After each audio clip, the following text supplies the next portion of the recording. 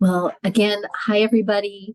I'm Lisa Reichert. I'm the Career and Professional Development Lead with People and Organization Development. I use she, her pronouns. People and Organization Development is part of the People and Culture Department here at UC Berkeley.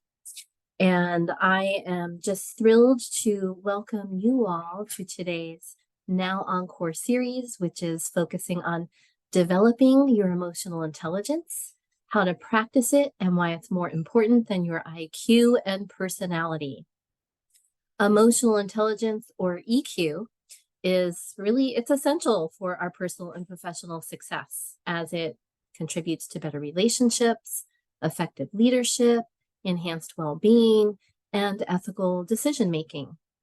EQ plays a significant role in promoting positive interactions and fostering harmonious and productive environments across many aspects of our lives.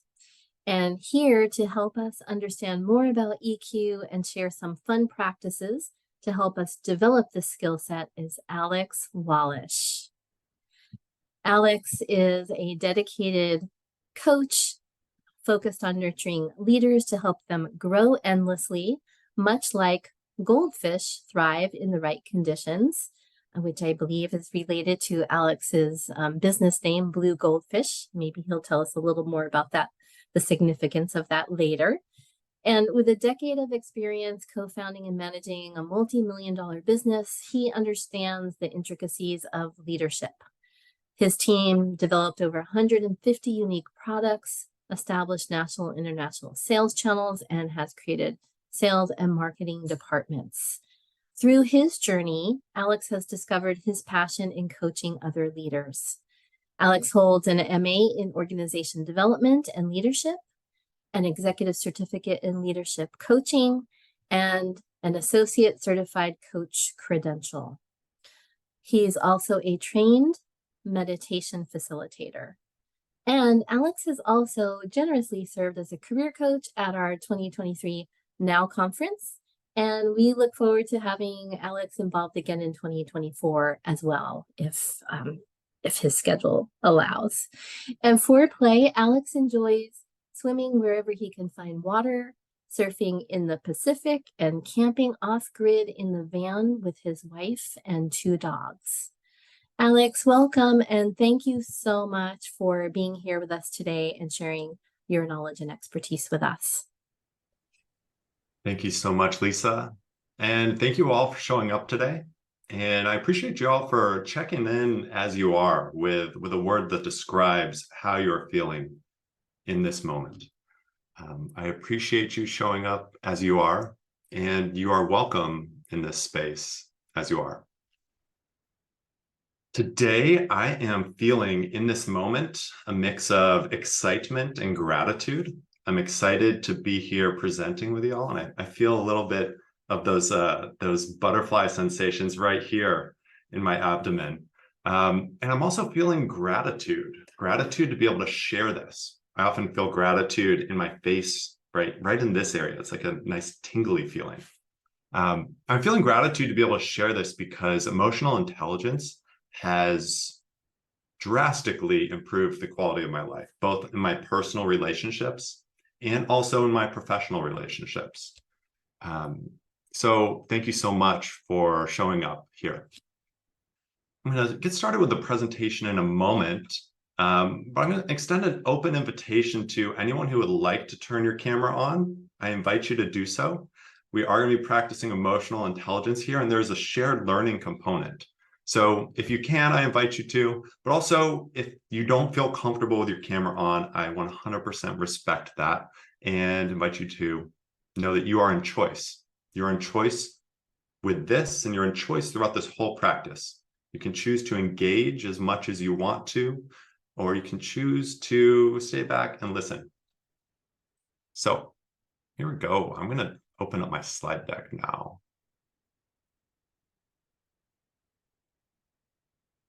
Okay, so we're here to explore developing emotional intelligence.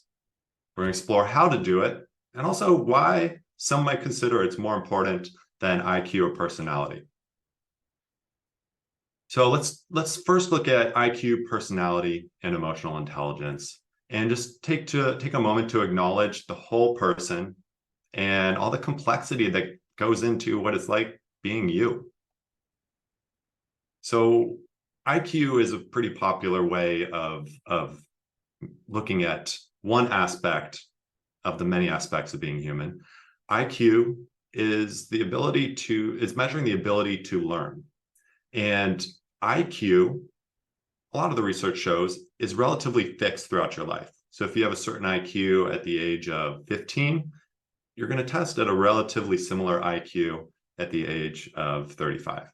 And what this means is just your ability to learn. So as your ability to learn will change over the years, so too will everyone else's ability to learn, but it stays fixed relative to other people. That's one component. And I just bring that up because it's an area that a lot of people focus on, but it's relatively fixed throughout your life. So we also have personality. This is one part about being you that contains many different things within personality. And when I refer to personality, we could be looking at your openness to experience, the extent to which you are open and willing to engage in new experiences versus not.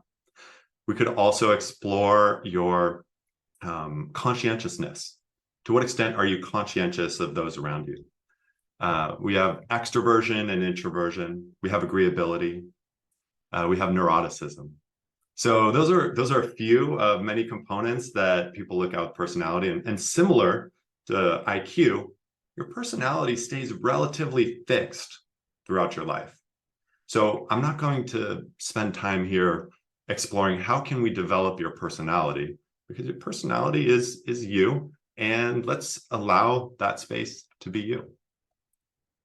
The space we're going to be hanging out in is the emotional intelligence space. And when I'm referring to emotional intelligence, we're going to dive deeper into this. This is your ability to understand your own emotions, the emotions of people that are around you, and then also choose how to engage with yourself and other people. So we're going to cultivate awareness, management, looking inward and looking outward. And also acknowledge that when it comes to the whole person, there's much more than these three things. But these are three general ways of looking at what it's like to be a person. So why is emotional intelligence more important than IQ and personality? Let's get this why out of the way first. It's because emotional intelligence is something you can develop. You can practice emotional intelligence. You can practice these skills, and you can grow and learn and develop them. Where IQ and personality stay relatively fixed, EQ is something you can develop. So if it's something you can develop, let's just acknowledge that, name that, and name that there is room for growth if you choose that this is somewhere you want to practice and explore. So what are the benefits of developing your emotional intelligence? And for those who haven't caught this yet, EQ is the abbreviation for emotional intelligence. So one key benefit is cultivating a deeper connection to yourself, understanding what your own experience is like emotionally, what it's like to be you. And this is coming from someone, for me, I used to be what I would call like a toxically positive person. I would only focus on the good aspects of things in life and ignore the challenging, the sadness, the anxious feelings. And that worked until it didn't work for me. And eventually those feelings still ended up coming out. They just came out in ways that were not productive and healthy for both my personal, professional, and romantic relationships. So there's an opportunity to connect deeper with yourself. Another amazing benefit is that you have the ability to cultivate healthier relationships with other people. These can be cultivating relationships in the workplace, a healthier relationship with your manager, or perhaps the people that might report to you on your team. It could be cultivating healthier relationships with your loved ones or your friends. So that's one benefit you can get from this too. And then we're here in the workplace right now. I think everyone here is at work, whether in person or at home. And so this conference is in the workplace setting. And so it would be silly of me not to acknowledge that developing emotional intelligence also supports higher performance at work. And there's two key stats that I'll share with you that I pulled from the book Emotional Intelligence 2.0. One of them is that your EQ accounts for approximately 58% of performance across all types of jobs. It doesn't really matter what type of job you're doing, EQ accounts for more than half of performance. So if you think about this, a lot of us don't operate in isolation at work anymore. There's a lot of requirement to get other people on board with your team, and emotional intelligence can really help with that. The other stat that I think is just mind-blowing is that 90% of high performers also test high in EQ. And on the flip side of that, 20% of low performers test high in EQ. So if we just take a moment to look at overall job performance, emotional intelligence plays a really important role. So these are three areas that could benefit you from developing your emotional intelligence. I'm going to invite you just to pause for a moment and take a moment to notice what's important to you now.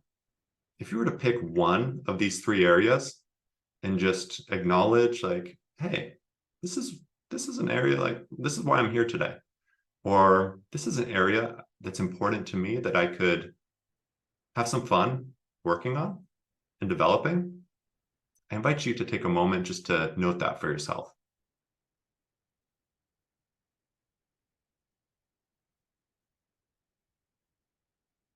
Okay, I'm going to move on now. So there are 4 key skills of emotional intelligence. And I'm going to go over them at a high level right now, just to show them all together. And then we're going to dive deeper into each of them as our time goes on. So the first one is self-awareness. Self-awareness is the ability to direct your attention towards yourself and notice what your internal experience is like. So your attention is going towards yourself, and it's a noticing. We also have self-management.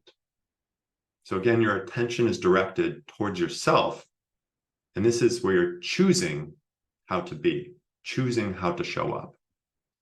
You're cultivating choice in your own actions and your responses. We have social awareness then. So where the first two, we were directing attention towards ourselves. Now with social awareness, we're directing attention outward to the other people. And this is a noticing.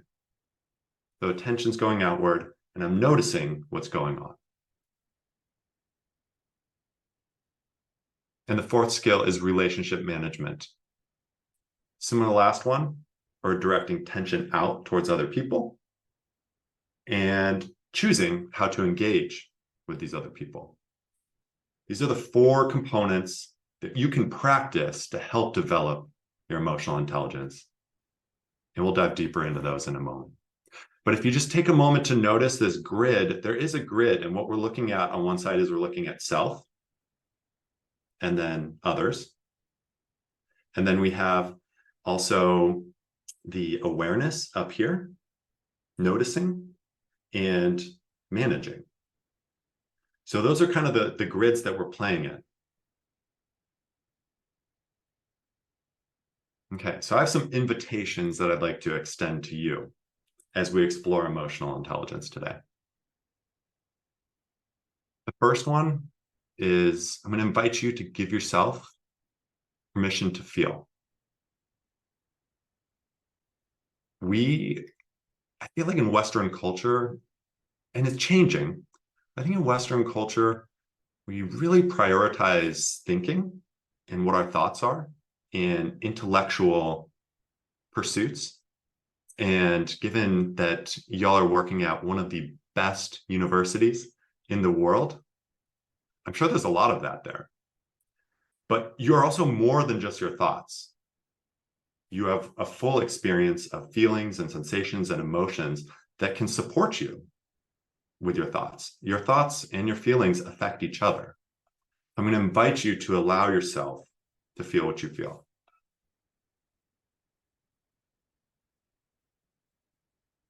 I'm going to invite you to frame feelings as not being good or bad.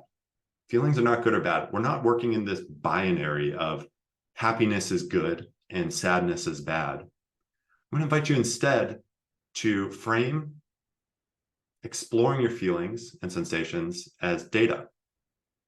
The emotions researcher, Dr. Susan David, says emotions are data. They're signals from your body telling you that something's up.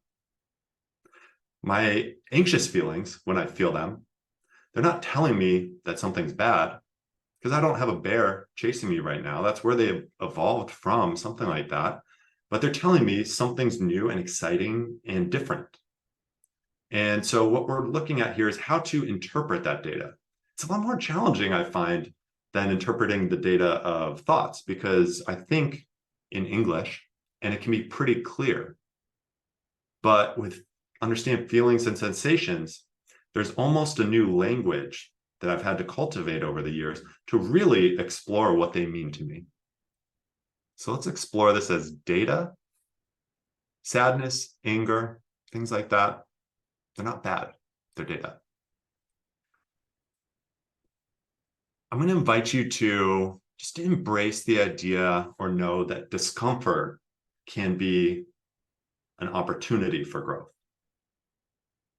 If you experience discomfort in this presentation, perhaps ask, what does this mean for my opportunity to grow? Is there an opportunity to grow? Am I at the edge of what's comfortable? And perhaps, is that an edge I'm interested in expanding the territory into? Or do I want to stay away from that? Now, I'm not asking you to be very uncomfortable in this presentation. Don't do that. I don't want to create significant discomfort.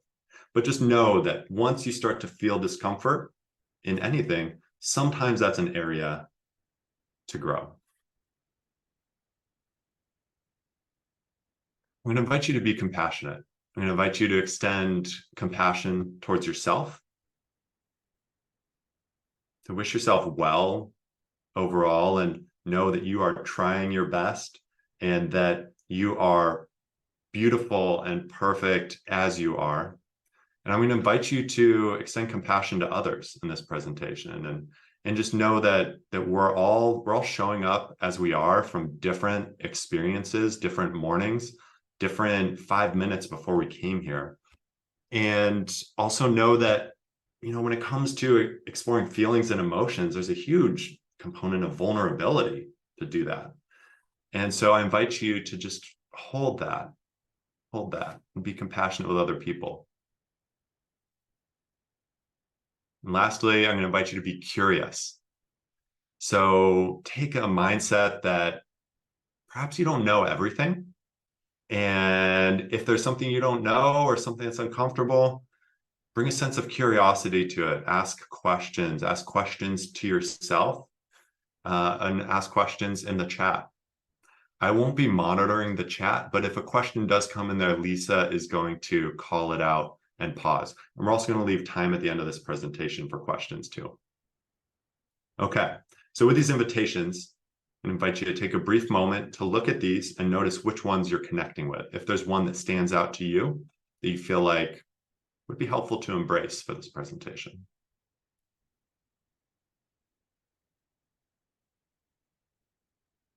Okay, everyone have theirs? All right, here we go. So let's practice self-awareness.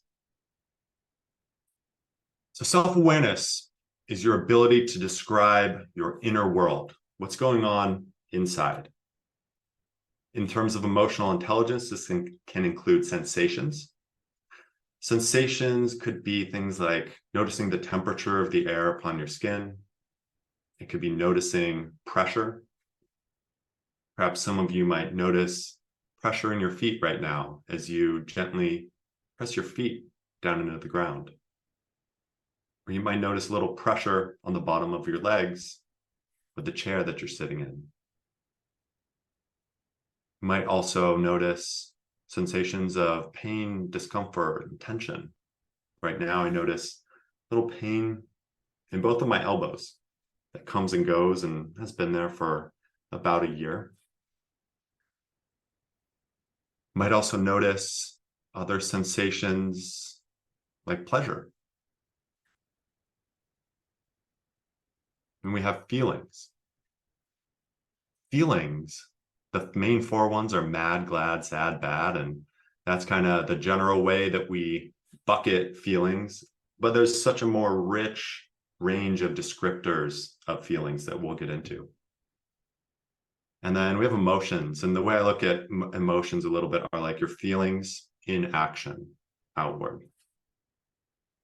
Now, self-awareness can also be applied to your thoughts, your values, your beliefs, the things you hold to be true, and ideas. And I name that here just because, while that's not technically included in like the strictest definition of emotional intelligence, your thoughts affect your feelings and your feelings affect your thoughts.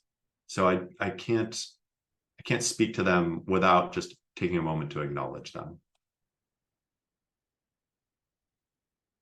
So I'd like to introduce this concept of looking through something versus at, looking through your experience versus looking at your experience. And if there's only one thing you take away from this presentation today, one thing at all, I hope I get this idea across. So these people are wearing all different sunglasses right now. And we have this person on the left who has the heart love sunglasses. And let's take her, for example. You know, she's wearing these sunglasses. And let's pretend that these sunglasses are actually her emotions. It could be love and infatuation or compassion. Let's pretend for a moment that she's showing up somewhere and doesn't know she has these sunglasses on. She's looking through them. She's looking through this experience, looking through this feeling that she's experiencing. But perhaps what if she doesn't know that those are the sunglasses that she's wearing? Is she aware that these are the sunglasses that she's wearing? Alternatively, we have this guy with the peace sunglasses on. Does he know that this is the lens through which he is experiencing reality right now? Or this guy in the middle with the party sunglasses on that are silly. Does he know that he's showing up with this lens of kind of silly, party, playful vibe? So the alternative is to look at something, to take these sunglasses off and look at them and say, oh, this is the lens through which I have been perceiving reality. When you're able to take this shift from going through your first person, I have these sunglasses on that I don't know I'm wearing, and this is what I'm experiencing, versus looking at it, you are no longer subject to what you have been seeing your lens through. Let me give an example. Anger. Anger is a natural feeling that I feel sometimes, and I'm sure everyone here has felt at some point in their life. Now, when I'm looking through anger, I don't know that I'm angry. I'm just like, I feel angry, but I might be acting out that anger towards other people around me. It's okay to feel it, but it becomes a lot more complicated when you act it out.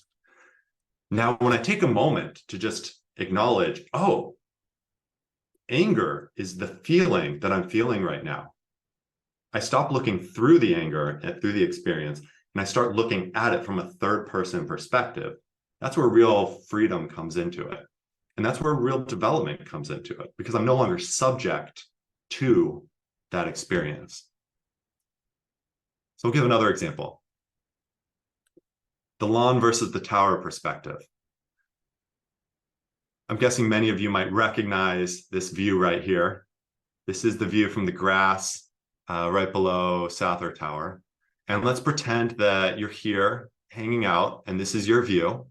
And this is what it's like to be you in this moment. You are in your experience.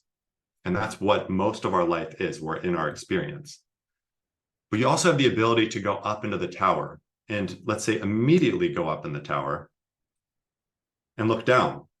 You're taking a different perspective. You're becoming aware of what's going on, aware of what your experience is, aware of where you are.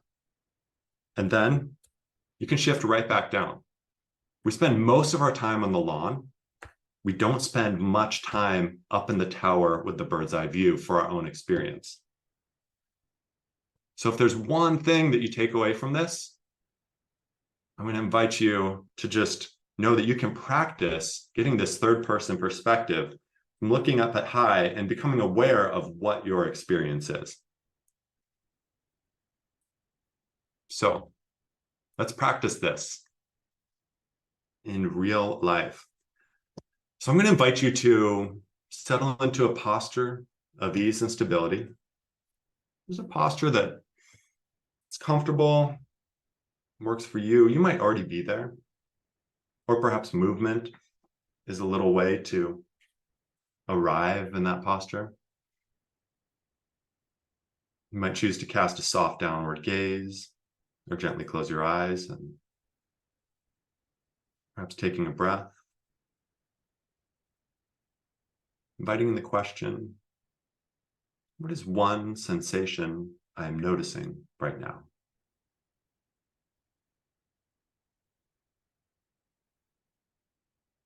Perhaps looking through the lens of pleasure, tension, temperature.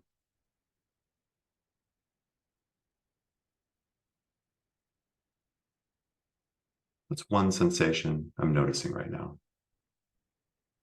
I'm just noticing what it's like to notice this sensation without judgment,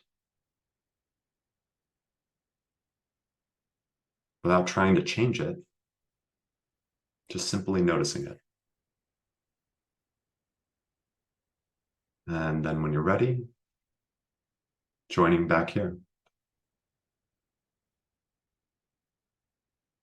So if anyone's interested in sharing, I invite you to type into the chat box one word or two words of a sensation you might have noticed in that moment.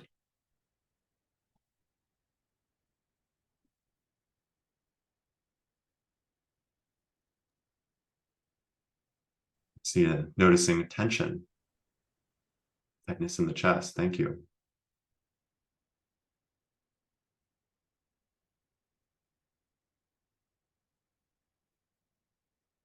Tension.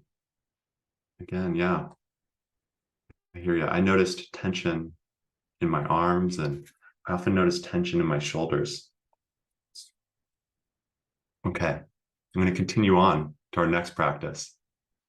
So here, we're exploring the weather. We're exploring what our experience is like through the weather. And I love this picture because I feel like it encompasses what it can be like to be human inside. You know, at any given time, we can have this fogginess on the right side of the screen that almost looks like it's raining. And then we have this double rainbow that's popping up in there. And then we have this darkness with a little bit of light shining through. It just gets really dark. And I think there's some rain over there too. Yet at the same time, I'm in this field and there's clarity of view that looks like it might be a mile long. And so very much like how we can describe the weather outside, you can use the weather as a way to describe your internal experience. And I find this can be a great entryway into describing my internal experience, particularly when I don't have the feeling words to describe it, or when the feelings are really intense and almost sometimes uncomfortable for me to sit with, like disappointment, or if I'm feeling very anxious, I might, say like, oh, I'm feeling like there's lightning right now inside of me. Or if I'm feeling anger, it could feel like a blizzard. Or if I'm feeling, confused, maybe I would describe it as foggy. Or if I'm feeling happy and joyous, it could be sunny or bluebird skies. So this is just another approach to describing your internal experience. So let's practice again.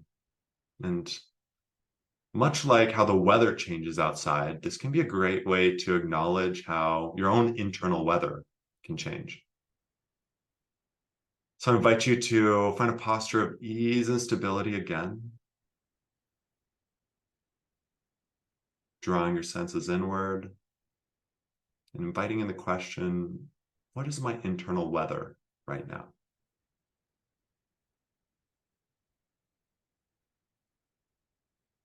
What's one word or phrase that could describe my internal weather, my internal experience using the weather?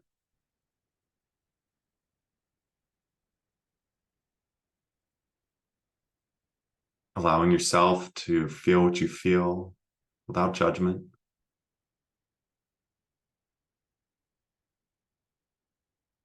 And simply noticing.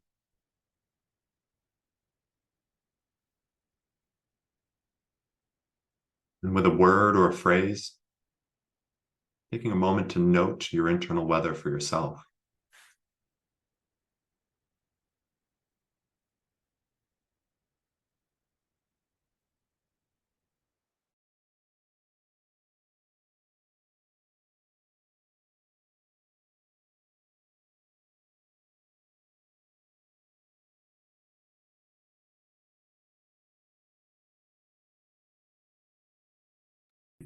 Alex, would you like me to share some of these out loud? Can you see them? Or I'm happy to do so.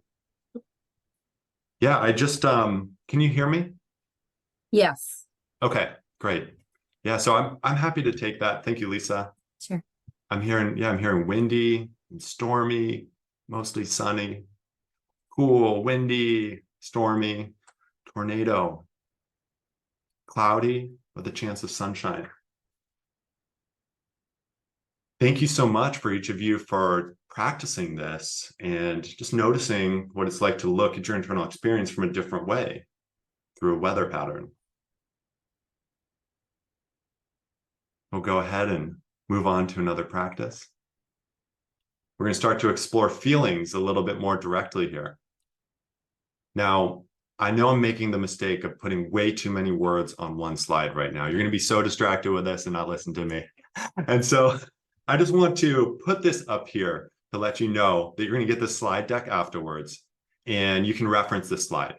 Or you could search nonviolent communication feeling words list and bookmark that page, which I also have down here in the sources if you get the presentation. You can just have this list of feelings to draw upon. I have this list bookmarked on my browser, and when I don't know how to describe what I'm feeling, I'll sometimes go to that and I'll search through this list and I'll see, oh, I am feeling excited, which I am feeling right now. When I'm excited, do I mean amazed, ardent, aroused, dazzled, energetic, enlivened, enthusiastic, exuberant, invigorated, lively, passionate, surprised, vibrant? There's so many ways to describe excited. And when I look at that right now, when I drill down, I am excited. And I think for me, it's enthusiastic. Enthusiastic is what I'm feeling right now. And look, there's so many feelings on the other side of things when your needs aren't met, under the categories of anger, aversion, disconnection, confusion, fear, pain, fatigue, embarrassment, yearning. So I just put these here just to know that there's so many more words to describe our feelings and connect with ourselves than mad, glad, sad, and bad. There's another way it can be cool to look at feelings too. For some who enjoy color a little bit more, this is an interesting one because you can kind of look at how feelings, when they're combined, can create other ones. So right now, let's see, I think this is an interesting one. If we look at acceptance and serenity together, those can combine to create love, the feeling of love. Or if you have surprise and sadness, that can turn into disapproval. So this can just be another lens through which you look at feelings. So let's draw our senses inward again. Find a posture of ease and stability. And try one more lens to describe how we're feeling in this moment. What's one feeling that I'm noticing right now?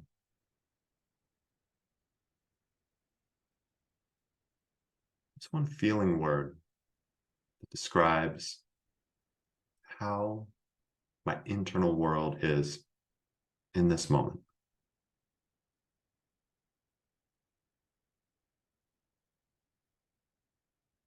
Perhaps allowing myself to feel what I feel without judgment, and noting this feeling for myself.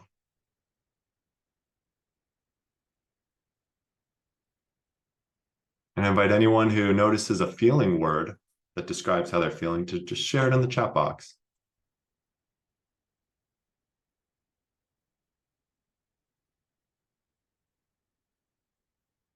A feeling of gratitude, feeling of curiosity, feeling seen. Thank you. Alex, I have a question. Yeah.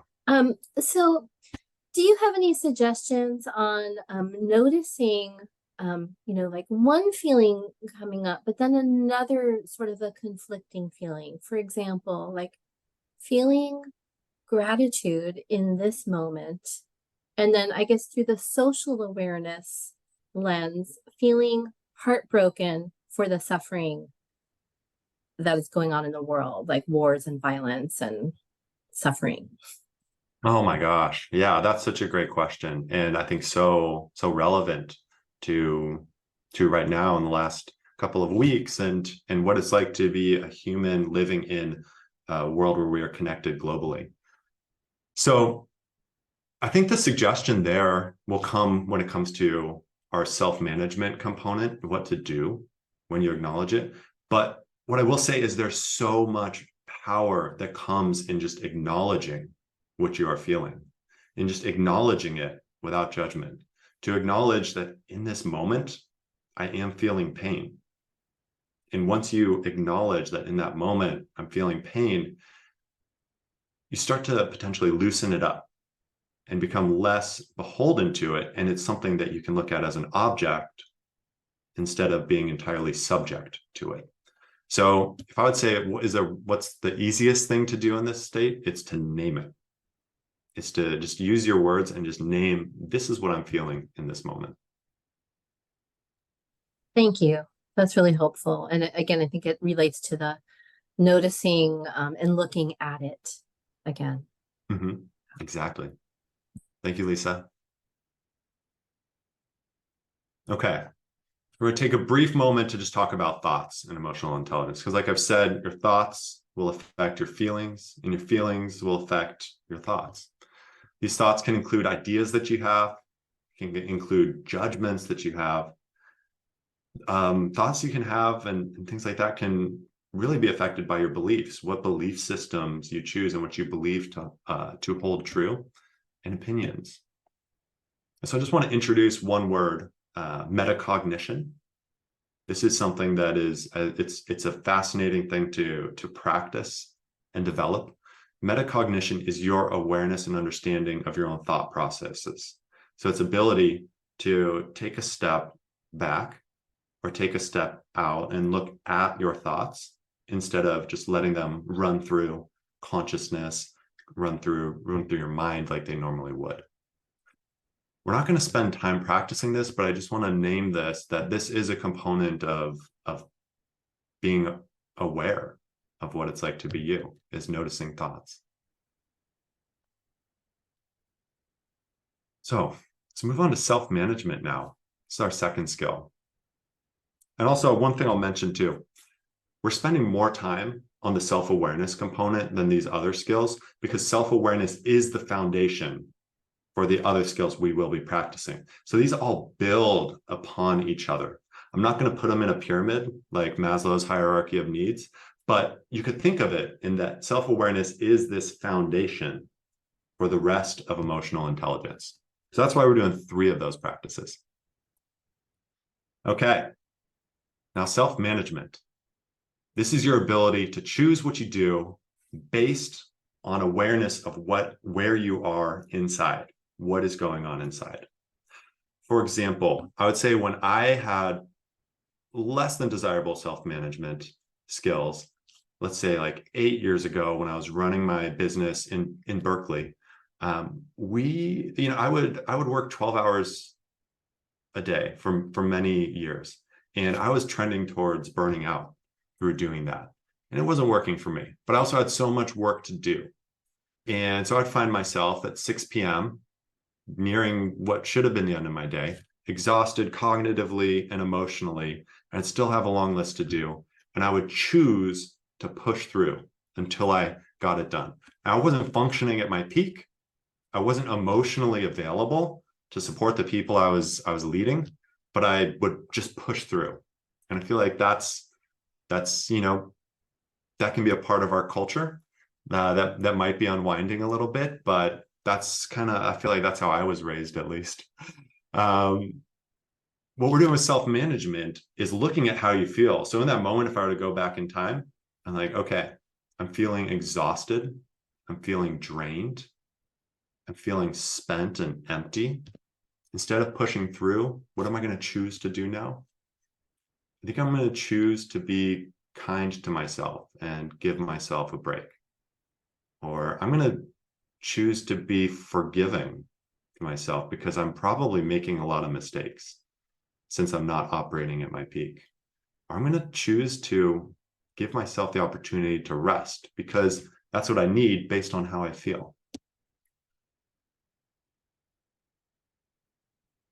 So I have this quote from Viktor Frankl. I feel like I've been talking a lot and I'd love to hear another voice in the room. So do we by chance have a volunteer who'd be willing to take a moment to read this to our group here?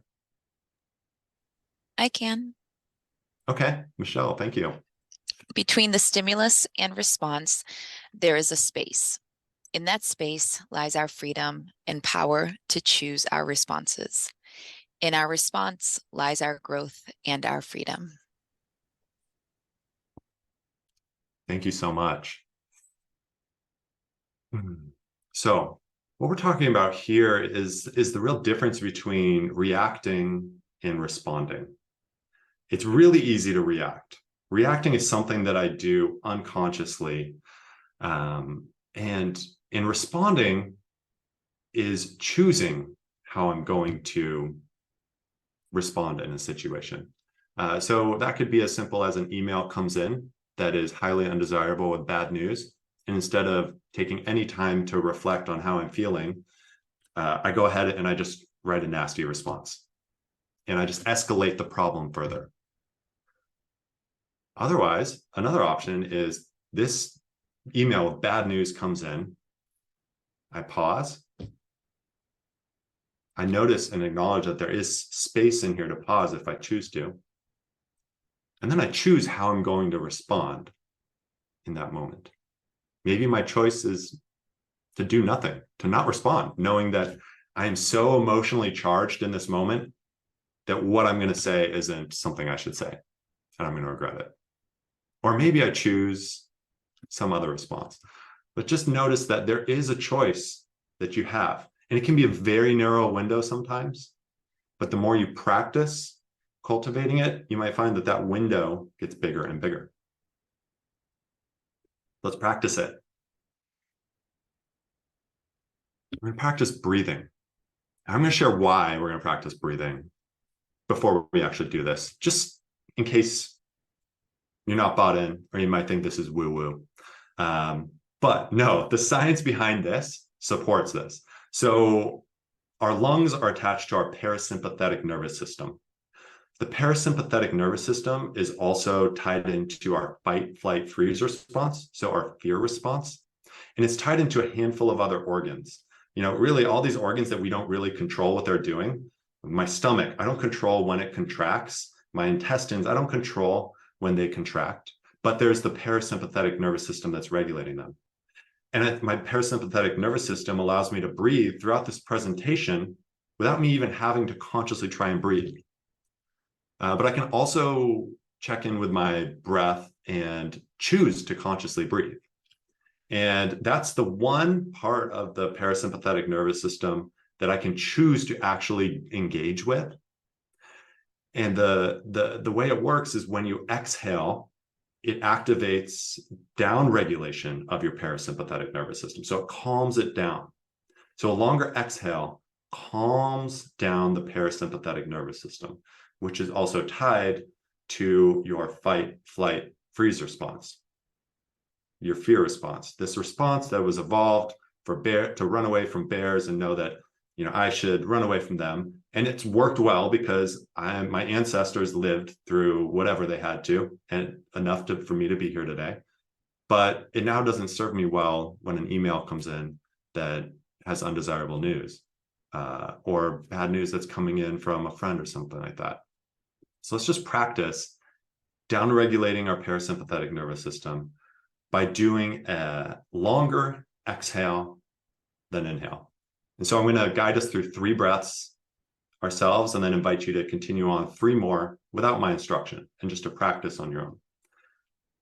Okay, so invite you to breathe in, 2, 3, 4, hold, let go, 2, 3, 4, 5, 6, 7, 8, hold, breathe in, 2, 3, 4, let go, 2, 3, 4, 5, 6, 7, 8. Breathe in, 2, 3, 4. And letting go, 2, 3, 4, 5, 6, 7, 8. Now just doing 3 more on your own.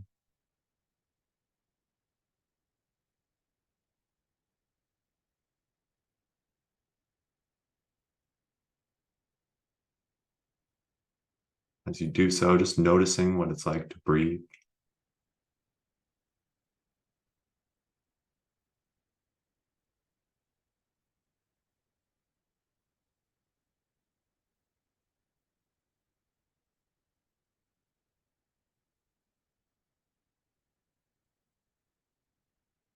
Okay.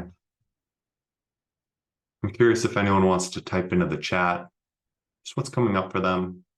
They're noticing, tying this back to self-awareness, perhaps noticing how you feel right now. Has it changed?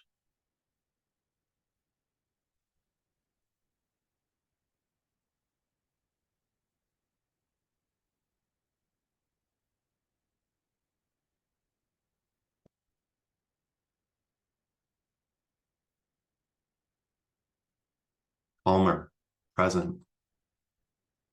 Calmer, releasing tension. Expansive, less anxious.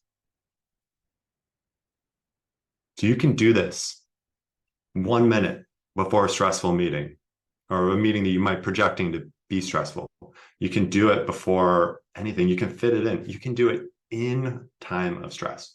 You have your breath with you as long as you are alive. Your breath is with you. So just know that anytime you're feeling like you need to create a little bit more space, you have the ability to choose how you breathe. It's something that you've been doing all your life, and some of you may have consciously been practicing this, but it's something that for most of my life, I just did. It just happened. And once I started to notice what it's like to slow down my breathing, and particularly extend the exhale, I found that personally my feelings that I noticed of anxious excitement became a lot less intense over time, and allowed me to help be composed in very challenging, stressful situations. So we're going to move on to the second practice. This would be setting an intention or attitude. An intention, what I mean by that is, how do I choose to be in this moment? How am I willing to be? It could also be an attitude. It could be a mindset. What's a mindset that I'm willing to hold in this moment? But this is where you're consciously choosing how you're willing to show up. I'm feeling exhausted and tired. I'm going to choose to show up with forgiveness to myself, or choose to be restful and restorative. Or I'm feeling energetic and excitement, and I'm going to choose to share it. I'm going to choose to express that. I'll take a moment to pause and practice, drawing your senses inward again. Taking a quick moment to become aware of your internal experience, noticing your internal weather, noticing a feeling.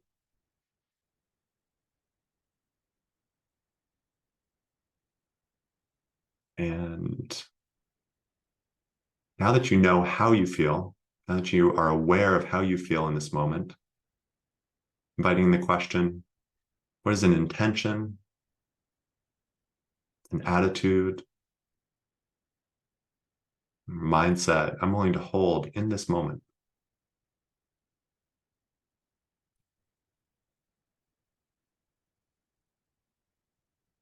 With a word or a phrase, naming this choice for yourself.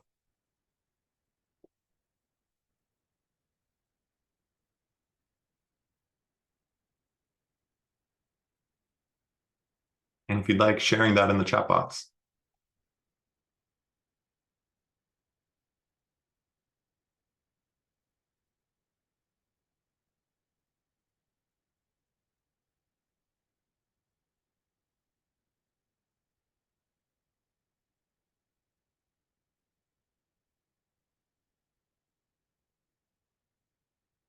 As I scroll through the chat too, I want to acknowledge, I noticed one of you shared that your dog of 14 years passed away.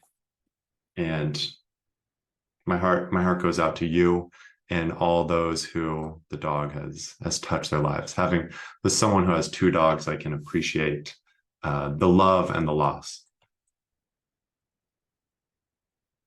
So I see intentions coming in of patience, grace, choosing to be abundant, patient again, choosing to be brave, compassionate, centered.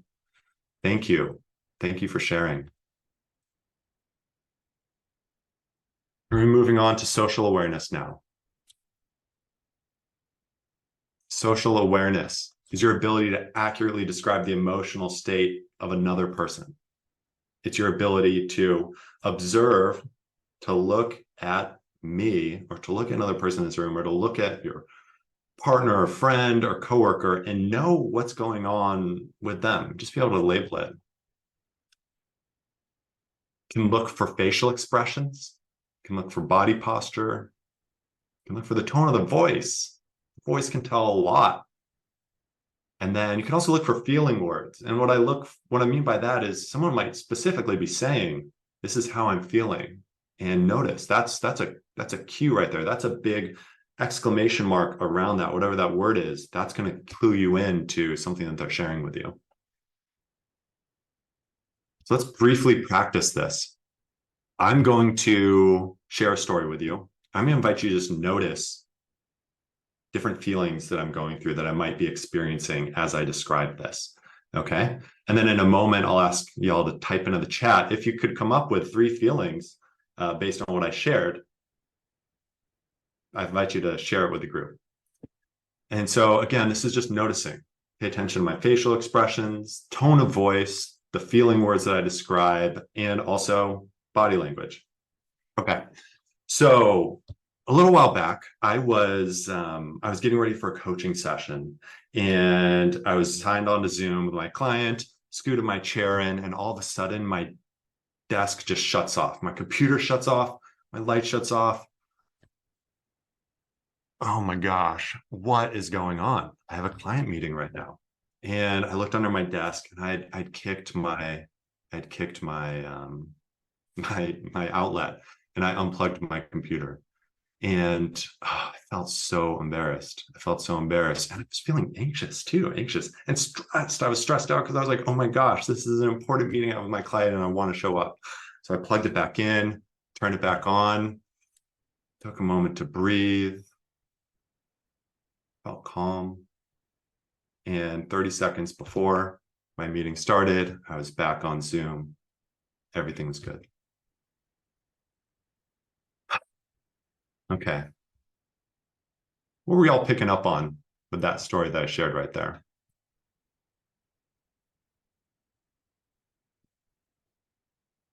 Anxious, stressed, panicked, stress. Yeah. Embarrassed. Yeah. Recentered. Yeah, I did recompose myself after feeling it. Oh, I like this one. It goes embarrassed to anxious to calm. Yeah, we got a timeline in there. Yeah. Great. So this is something that you can do. You can practice this with every conversation that you have. You can just notice this, and you can even consciously practice it too. If you have a friend and you're like, hey, can we just do this? Sometimes I do this with my wife, and I've done it with coworkers before. Can you just tell me a story? And I'm just going to listen to what you're trying to pick up what you're feeling and then ask, is this true? Okay, the next one, social awareness. I'm going to skip this practice just for the sake of time, but this is one where you gauge the temperature of the room. You could go to a coffee shop and you could hang out in a coffee shop and just watch people and just try and guess what's going on. I was at a concert the other night at the Greek, and my sister and wife left for a little bit, and so I was by myself, and so I just watched and I was like, oh, those people look like they're in love, they're hugging each other, and this person looks sad, this person's crying, but we just saw Death Cab for Cutie, so half of us here have been crying in the last half hour. You can do this anytime. You can do it when you step into a meeting. Sometimes you might notice, like coming in the room, you just get a feeling like, ooh, there's a tension in this space. And that's good to know, because that might affect how you choose to show up. Okay, we're going to move on to relationship management. So relationship management, the fourth component is it's using your awareness of your own emotions, the emotions of other people, and then now bringing choice into how you engage. You're pulling it all together here. Self-awareness, self-management, social awareness. In order to effectively engage with relationship management, you're using all of these skills. So I'd mentioned I went to this concert at the Greek the other night. Which I'll say, y'all's Greek theater is like my favorite outdoor music venue in the world. And I thought this was such a great just moment to look at like what relationship management is. Right before I took this photo, I was hanging out and a fun Postal Service dancey song came on. So I started dancing. I'm also tall. So I felt the urge to dance. I was like, okay, I'm feeling like I want to dance. I'm choosing to dance now. I'm also tall. And I look behind me, and the people behind me aren't standing. And so, I have some fireworks going on, and they're not standing. And so I was thinking to myself, wow, now I feel a little uncomfortable because I don't want to be blocking their view. And so when the song ended, I sat back down immediately. So I was kind of doing the relationship management component by picking up on their vibe and choosing then what to do. This applies to, the fun settings. It also applies to work. So let's do a little practice now for this. And in a moment, we're going to open up breakout rooms and invite just a brief reflection on what you've learned and what you're willing to practice. But I have some skills, like there's a specific skill in here that we're going to practice with relationship management. And so one person's going to start speaking. Anyone just start speaking. And you'll share what you want from the prompt. You're going to listen to this person share. Now, when your turn comes, before you speak, the invitation is to reflect something that you resonated with. Reflect back something that you heard. What did you connect with there? You might say, I noticed this, or I appreciated this. I felt this. I resonated with this. I think we have such an impulse to share what we want to share that we don't always acknowledge what someone else has shared. But by pausing to acknowledge it, they're going to listen to you. So it's within your best interest to acknowledge what someone else has shared with you so that they actually listen to you. That's effective communication.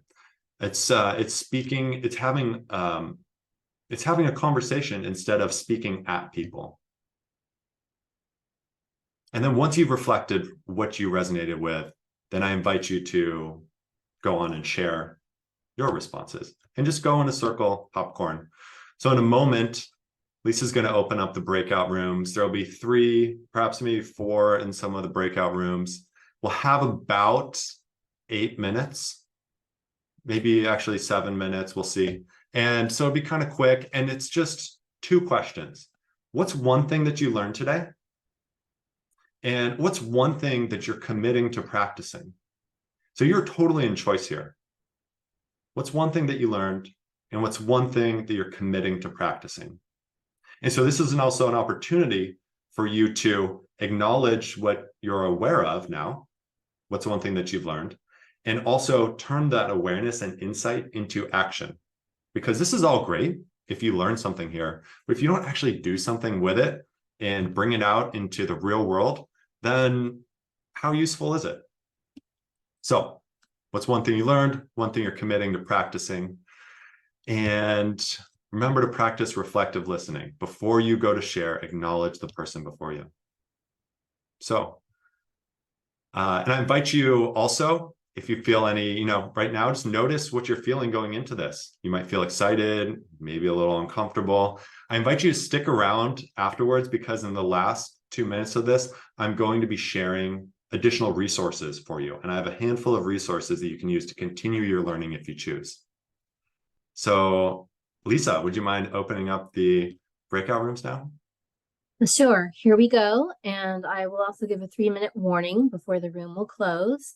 And Alex, just don't go into a breakout room if it's optional, but you're assigned to one. Okay. Sounds good. Right. Okay, here we go.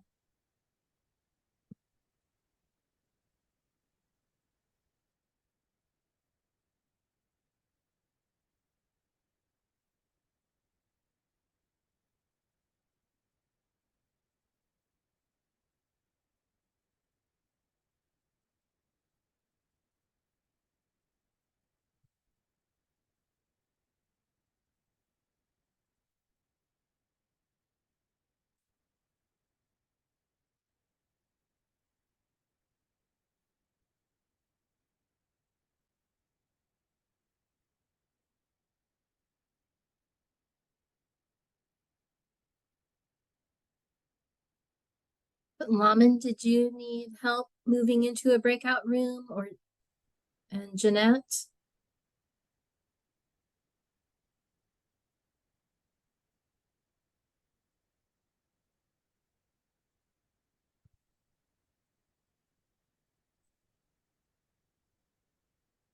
Would it be helpful to pause the recording right here?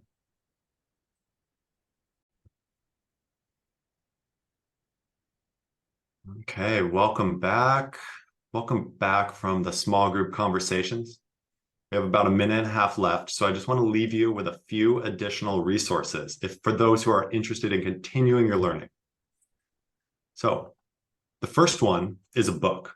This is a book that I've learned so much from, and I recommend to a lot of my clients, and a lot of my clients end up reading. And this is Emotional Intelligence 2.0. If you buy a new copy, it comes with codes that allow you to do an emotional intelligence assessment online.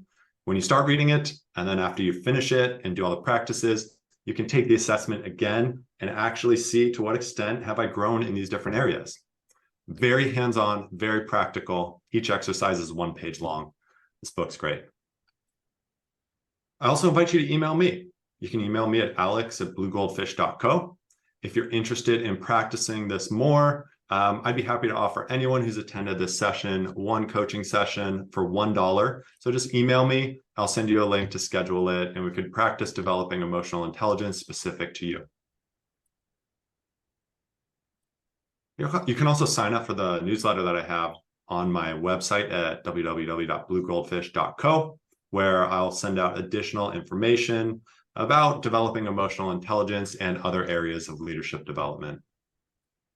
And then lastly, group practice can be a great place to practice emotional intelligence. I've been a facilitator of a free group practice. And if you go to this link, it's through the Mind Kind Institute. we do a practice where you draw your senses inward, and then also you can have conversations around it. And this has really helped me in developing my own emotional intelligence. So you're going to get a slide deck afterwards from Lisa to have these resources, so you don't need to remember all this right now. But thank you so much for coming. We are at time right now, and I'm feeling a little bit embarrassed in this moment because I didn't leave enough time for questions. So I am available to stay on afterwards for those who want to ask additional questions. I'll be here for an additional 15 minutes if you'd like. And thank you so much for coming. For those who would like to go on with their day, I wish you well, and I'm grateful to be able to share this with you. Thank you so much, Alex, for generously sharing your time and knowledge today. Alex is volunteering his time and his expertise, so really appreciate you sharing. And I encourage everybody to check out Alex's website and resources, and think about a coaching session with Alex if this content has resonated with you today.